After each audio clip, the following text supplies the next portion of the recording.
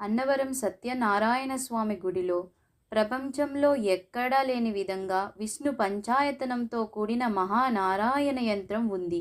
ఈ గుడికి ఇంతమంది భక్తులు, ఇంత సంపాదన రావడానికి కారణం కూడా ఈ మహానారాయణ యంత్రమే.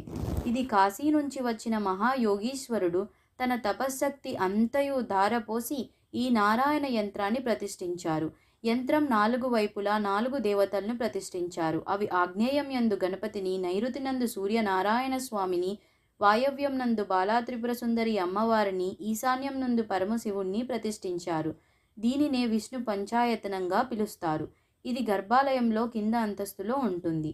మీరు కనుక అన్నవరం వెళ్తే ఈ యంత్రాన్ని తప్పకుండా దర్శనం చేసుకోండి. ఎందుకంటే ఇంతమంది దేవతాశక్తులు కొలువైన క్షేత్రం ఇది ఒక్కటే.